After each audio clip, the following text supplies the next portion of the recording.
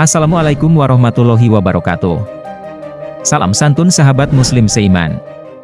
Dajjal. Tahukah Anda bahwa penyebutan kata atau nama Dajjal tidak disebutkan langsung dalam Quran? Tidak disebutkan pula Dajjal itu sosok seperti apa.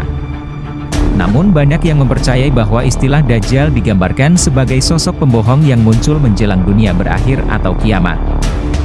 Tidak seperti Fir'aun yang secara jelas disebutkan dalam Quran. Mengapa demikian? Bagaimana penjelasannya menurut hadis dan rujukan ulama? Simak video ini hingga selesai untuk ulasan lengkapnya. Dukung channel ini dengan subscribe, like, dan silahkan berkomentar jika menurut Anda video ini bermanfaat atau terdapat kekurangan. Dalam Kamus Lisan Al-Arab, dikemukakan bahwa Dajjal berasal dari kata Dajjala, artinya menutupi. Mengapa dikatakan menutupi? Karena ia adalah pembohong yang akan menutupi segala kebenaran dengan kebohongan dan kepalsuannya. Dikatakan menutupi karena Dajjal kelak akan menutupi bumi dengan jumlah pengikutnya yang sangat banyak. Ada juga yang berpendapat bahwa Dajjal kelak akan menutupi manusia dengan kekafiran atau ingkar terhadap kebenaran yang datangnya dari Allah Subhanahu wa Ta'ala. Sayangnya kata Dajjal ini tidak disebut secara langsung di dalam Al-Quran. Namun, sumber kedua umat muslim, yakni hadis Nabi Muhammad SAW banyak menginformasikan tentang Dajjal ini. Dalam bahasa Arab, istilah Dajjal lazim digunakan untuk menyebut nabi palsu. Namun istilah Dajjal yang dimaksudkan di sini merujuk pada sosok pembohong yang muncul menjelang dunia berakhir atau kiamat. Sosok itu juga disebut sebagai Al-Masih atau Dajjal. Yang dimaksudkan di sini adalah Al-Masih palsu. Menurut beberapa sumber, istilah ini berasal dari istilah Syria, yakni Mesyiha Degala yang telah menjadi kosakata umum di Timur Tengah selama lebih dari 400 tahun sebelum Al-Quran diturunkan. Para ulama bertanya-tanya tentang hikmah tidak disebutkannya Dajjal secara jelas di dalam Al-Quran padahal fitnahnya sangat besar. Demikian pula peringatan para nabi terhadapnya dalam Al-Quran, juga perintah agar memohon perlindungan dari fitnahnya di dalam sholat. Mereka menjawabnya dengan beberapa jawaban di antaranya, sesungguhnya Dajjal diungkapkan dalam kandungan lafaz al-ayatu, tanda-tanda, yang disebutkan dalam firman Allah Ta'ala. Yang mereka nanti-nanti tidak lain hanyalah kedatangan malaikat kepada mereka untuk mencabut nyawa mereka, atau kedatangan siksa Tuhanmu, atau kedatangan beberapa ayat Tuhanmu.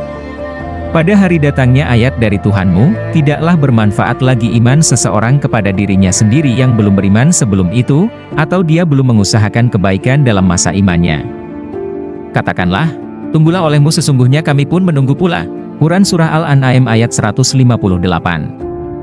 Dalam surat Al-An'am ayat 158 di atas disebutkan, tanda-tanda atau ayat Tuhanmu, yang dimaksudkan adalah tanda-tanda kiamat. Dalam hal ini adalah munculnya Dajjal.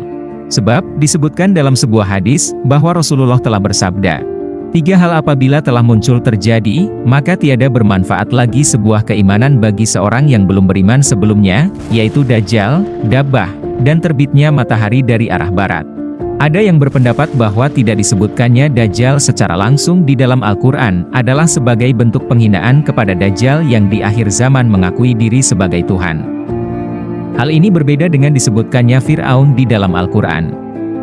Meski dia telah mengakui diri sebagai Tuhan, karena Fir'aun telah selesai masanya sehingga hal ini dapat dijadikan sebagai peringatan atau pelajaran bagi umat manusia setelahnya. Namun, Dajjal ini belum terjadi, akan hidup di akhir zaman dan akan menjadi ujian bagi umat manusia. Abul Aliyah Rohimahullah berkata, maknanya adalah lebih besar daripada penciptaan Dajjal ketika kaum Yahudi membesar-besarkannya. Ibnu Hajar Rohimahullah berkata, dan ini jika memang telah tetap, merupakan sebaik-baiknya jawaban, maka termasuk tanggung jawab Nabi SAW untuk menjelaskannya. Sesungguhnya Al-Quran tidak menyebutkan Dajjal secara jelas sebagai pelecehan terhadapnya karena dia telah mengaku sebagai Tuhan. Padahal dia adalah manusia biasa di mana keadaan sangat bertentangan dengan kemuliaan, keagungan, kesempurnaan, dan kesucian Allah Ta'ala, karena Dajjal sangat hina di sisi Allah dan sangat kecil. Sehingga tidak pantas untuk disebutkan di dalam Al-Quran. Walaupun demikian, para nabi memberikan peringatan akan kedatangannya, menjelaskan bahaya fitnahnya, sebagaimana yang telah dijelaskan.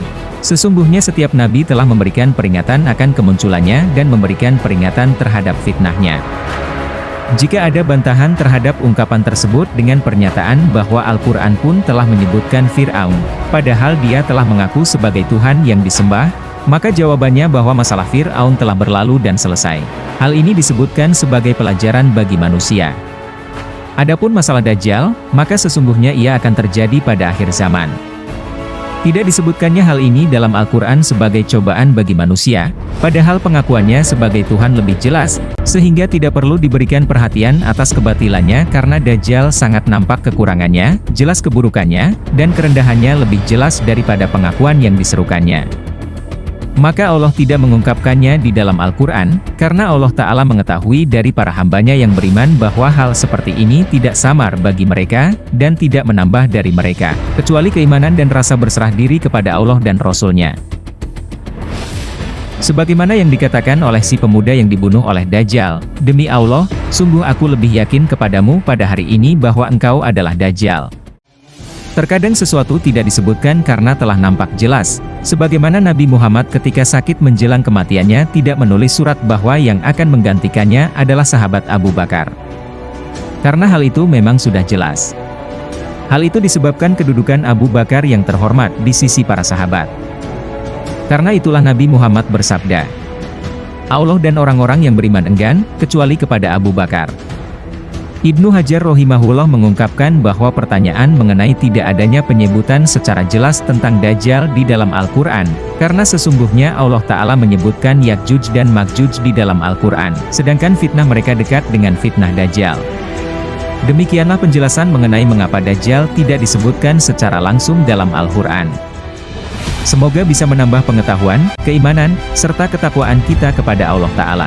Semoga kita terhindar dari fitnah Dajjal. Wallahu a'lam bishawab. Kekurangan hanya dari sisi manusia, segala kelebihan hanyalah kepunyaan Allah Azza wa Jalla. Dalam pembahasan video ini disebutkan tentang Dabah, Ya'juj dan Ma'juj. Simak penjelasannya dalam video selanjutnya. Salam santun, wassalamualaikum warahmatullahi wabarakatuh.